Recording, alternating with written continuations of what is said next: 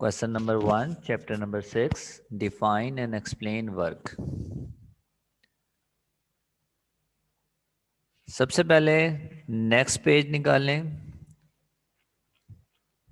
Definition है हमारे पास work की कि जब हम किसी ऑब्जेक्ट के ऊपर फोर्स लगाते हैं और फोर्स लगाने से वो ऑब्जेक्ट फोर्स की डायरेक्शन में मूव करता हुआ आगे चला जाए तो ऐसी सूरत में वर्क डन होता है।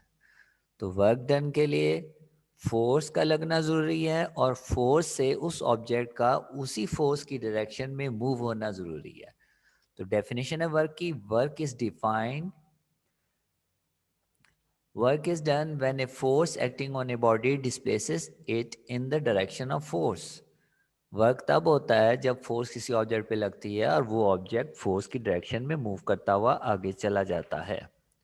डेफिनेशन के बाद इसको भी हम एक्सप्लेन करते हैं, लेकिन प्रॉपर मार्किंग देखें। डेफिनेशन के बाद आपने मैथमेटिकली करना है और मैथमेटिकली हमारा जो है वो इस वक्त मैंने बोल्ड किया हुआ है। वर्क मालूम करने के लिए एक फार्मूला है, W is equal to F into S, where F is the force applied on the object and S is the distance covered by the object in the direction of the force.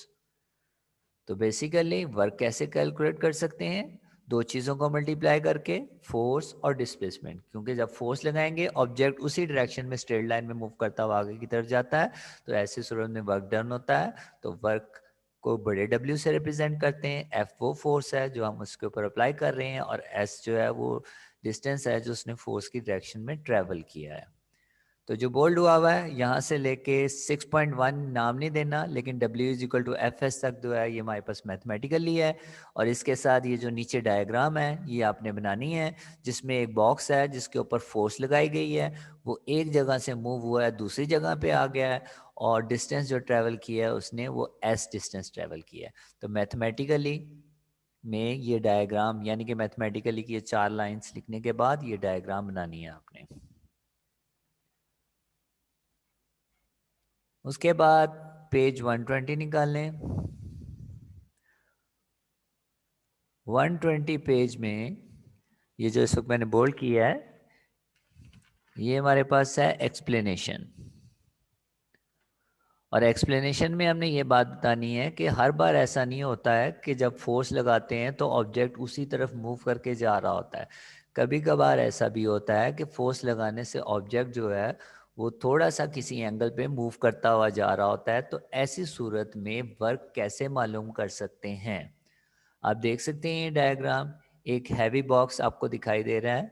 ये box जो है इसको ये ऊपर की तरफ force लगा के जो है इसको मूव किया जा रहा है। ये आप एक किस्म का समझें कि एक रोप हमने इसके साथ रेड कलर का जो आपको निशान नजर आ रहा है जो कि फोर्स का है, आप ये समझ लें कि एक हैवी बॉक्स जमीन पे पड़ा हुआ है और रेड कलर का जो निशान है वो एक रोप है, रस्सी है जिसकी मदद से हम उसको खींचते हैं। तो ये डब्बा जो है ज़मीन के साथ साथ मूव करता हुआ S डिस्टेंस ट्रैवल कर लेता है। तो यहाँ पे जो फोर्स लगाई जा रही है वो हॉरिजेंटल के साथ थीटा का एंगल बना रही है, जैसा कि आपको डायग्राम में नज़र आ रहा है। अब ऐसी सूरत में फोर्स जो है वो ऊपर की तरफ मूव कर रही है किसी एंगल पे हॉरिजेंटल के साथ और डिस्टेंस कवर्ड ज़मीन के साथ साथ हो रहा है। तो अब वर्क डन कैसे मालूम किया जा सकता है? ऐसी सूरत में हम इस फोर्स के परपेंडिकुलर कंपोनेंट्स लेंगे। परपेंडिकुलर कंपोनेंट्स दो होते हैं, एक एफ एक्स है और एक एफ वाई है। F X along horizontal axis और F Y along vertical axis. तो एफ एक्स जो है हमारे पास वो अगर आप डायग्राम में देखें तो एफ एक्स जो है उसकी डायरेक्शन में जो है वो डिस्टेंस ट्रेवल हो रहा है ऑब्जेक्ट का। लेकिन एफ वाई को अगर आप देखें तो ऊपर की तरफ ऑब्जेक्ट मूव करता हुआ नहीं जा रहा है। इसका मतलब है कि डिस्टेंस जो है वो ऊपर की तरफ ट्रैवल नहीं हो रहा है। तो एफ वाई की वजह से वर्क डन जो है वो ज़ीरो के बराबर है, क्योंकि वर्क डन जो होता है उसके लिए लाजमी है कि जिस तरफ फोर्स लगाई जाए ऑब्जेक्ट उसी साइड में मूव करता हुआ जाए। लेकिन एफ वाई की डायरेक्शन में ऑब्जेक्ट डिस्टेंस ट्रेवल नहीं कर रहा है। ठीक है, ऑब्जेक्ट एफ वाई की डायरेक्शन में डिस्टेंस ट्रेवल नहीं कर रहा है, इसका मतलब है इस तरफ वर्क डन ज़ीरो के बराबर है। लेकिन ऑब्जेक्ट जो है वो fx के लॉन्ग मूव करता हुआ जा रहा है हॉरिजेंटल के लॉन्ग, तो वर्क डन जो है वो सिर्फ fx की वजह से हो रहा है। तो ऐसी सूरत में हम क्या करेंगे, हम जानते हैं fx के बारे में और fy के बारे में हम जानते हैं, जैसा कि आपको सेंटर में नज़र आ रहा है fx is equal to f cos theta. ये हमने perpendicular components resolution of force में पढ़ा था, fx f cos थीटा के बराबर होता है, fy f sin थीटा के बराबर होता है। तो एफ वाई की वजह से तो वर्क डन नहीं हो रहा, एफ एक्स की वजह से हो रहा है। इसलिए आप देखेंगे लास्ट लाइन में लिखा हुआ है hence work is equal to force multiply by distance. Force जो है वो एफ एक्स इस्तेमाल की गई है क्योंकि डिस्टेंस जो है वो इसी कंपोनेंट के अलॉन्ग ट्रेवल हो रहा था। तो यहाँ पे वर्क डन जो है वो फोर्स एफ एक्स को इस्तेमाल करेंगे और डिस्टेंस एस जो उसने हॉरिजेंटली ट्रेवल किया है।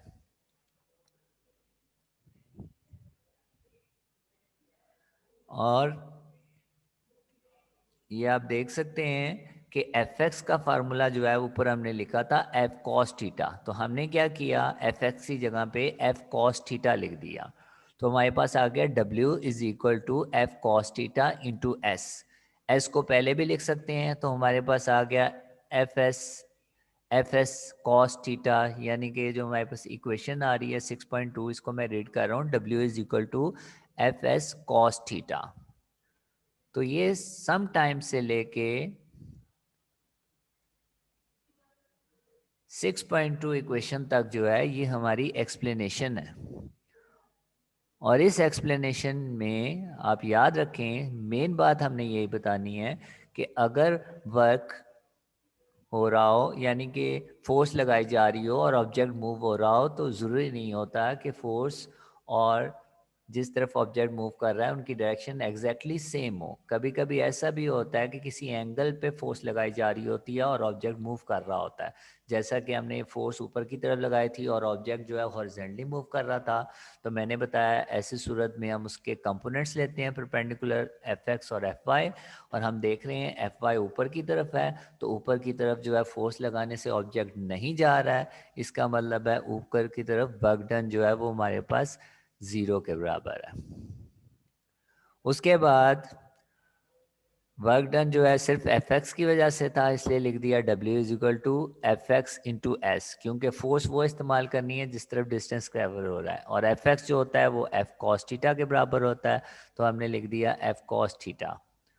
और एंड में रीअरेंज कर दिया तो एफ एस कॉस थीटा 6.2 हमारे पास इक्वेशन बन गई। ये हमारे पास थी एक्सप्लेनेशन। अब ये फार्मूला जेन में रखें, W is equal to F S cos theta. इसको जेन में रखते हुए हमने यहाँ पे ये नीचे आपको 3 लाइनें नज़र आ रही हैं, यहाँ में फैक्टर्स की हेडिंग डालनी है। फैक्टर्स यानी कि वर्क किन चीज़ों पे डिपेंड करता है। 6.2 को जहन में रखें, आप देख सकते हैं कि फोर्स पे डिपेंड करता है, फोर्स की वैल्यू अगर बढ़ाएंगे वर्क भी बढ़ेगा एंड सो ऑन। इसी तरह डिस्टेंस है वहाँ पे फार्मूले में, तो डिस्टेंस पे डिपेंड करता है। एक कॉस के आगे थीटा नज़र आ रहा है, एंगल पे डिपेंड करता है। तो हमने फैक्टर्स की हेडिंग में यही बात बतानी है कि work is scalar quantity. Scalar का मतलब डायरेक्शन नहीं होती, इसलिए हमने स्केलर इसका नाम लिखा।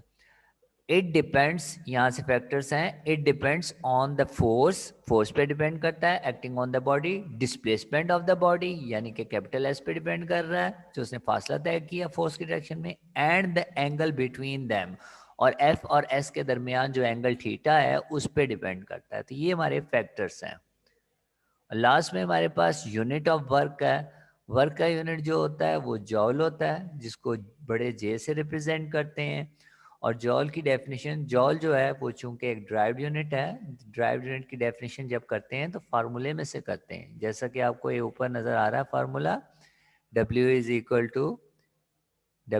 टू एफ एस, यानी कि वर्क डन एक जॉल तब होगा जब 1 न्यूटन की फोर्स लगे किसी ऑब्जेक्ट पे और वो 1 मीटर का फासला तय करे फोर्स की डायरेक्शन में। तो एक जॉल की डेफिनेशन क्या हुई, द अमाउंट ऑफ वर्क, यहाँ पे लिखा हुआ है the amount of work is 1 joule when a force of 1 newton displaces a body through 1 metre in the direction of force. तो हमने क्या कहा कि 1 जॉल वो काम के बराबर है जब किसी ऑब्जेक्ट पे 1 न्यूटन की फोर्स लगाई जाए और वो 1 मीटर का फासला फोर्स की डायरेक्शन में तय करे। और जॉल जो है हमारे पास एक छोटा यूनिट है, इसके बड़े यूनिट होते हैं किलो जॉल और मेगा जॉल। किलो जो होता है वो 1000 को रिप्रेजेंट करता है या 10⁻³ को, जैसा कि आपको ये नीचे लिखा हुआ नज़र आ रहा है कि 1 किलो जॉल, 1000 जॉल, 10⁻³ जॉल।